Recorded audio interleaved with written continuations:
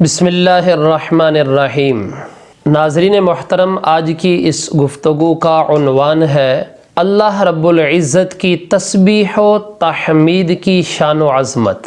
امام بخاری اور امام مسلم رحمۃ اللہ تعالی علیہما حضرت ابو ہریرہ رضی اللہ تعالی عنہ سے ایک حدیث پاک نقل فرماتے ہیں، سید عالم صلی اللہ علیہ وآلہ وسلم نے ارشاد فرمایا، من قال سبحان اللہ و بحمدہ، جس نے سبحان اللہ و بحمدہ دن میں 100 مرتبہ پڑھا، فی یومی مئۃ مرۃ حطت عنہ خطایاہ، اللہ تعالیٰ اس کی خطاؤں کو مٹا دیتا ہے۔ وَإِنْ كَانَتْ مِثْلَ زَبَدِ الْبَحْرِ، اگرچہ سمندر کی جھاگ کے برابر کیوں نہ ہوں، اللہ تعالیٰ اس کی اتنی خطائیں بھی مٹا دیتا ہے۔ اب ذرا ایک دوسری حدیث آپ کے گوش گزار کرنا چاہوں گا۔ امام احمد نے اپنی مسند میں اس کو نقل کیا ہے۔ حضرت ام ہانی بنت ابی طالب حضور کی چچا زاد بہن ہیں، بوڑھی ہو چکی ہیں۔ نبی پاک علیہ الصلاۃ والسلام ان کے قریب سے گزر رہے ہیں۔ انہوں نے کہا، انی قد کبرت وضعفت، میں بہت بوڑھی ہو چکی ہوں، نحیف و نزار، لاغر اور کمزور ہو چکی ہوں۔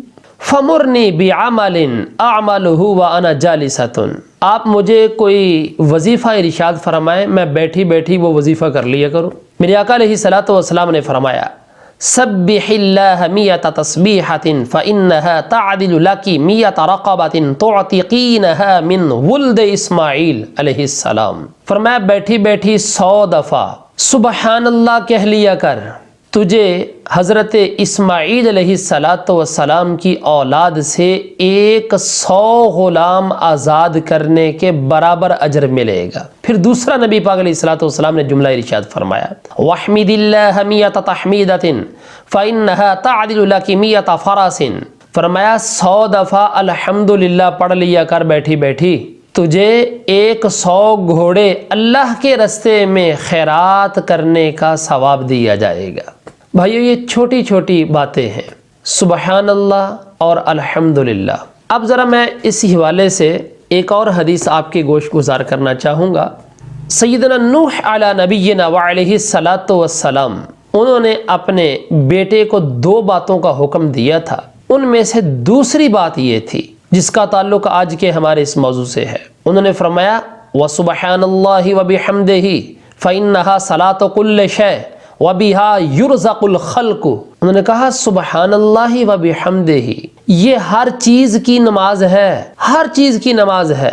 فرمایا انہی کلمات کی برکت سے مخلوق کو رزق دیا جاتا ہے۔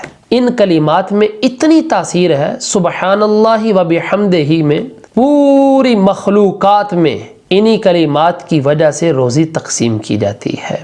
دعا ہے اللہ رب العزت ہم سب کو سبحان اللہ وبحمدہ ان کلمات کی برکتیں عطا فرمائے۔ آمین، وما علینا الا البلاغ۔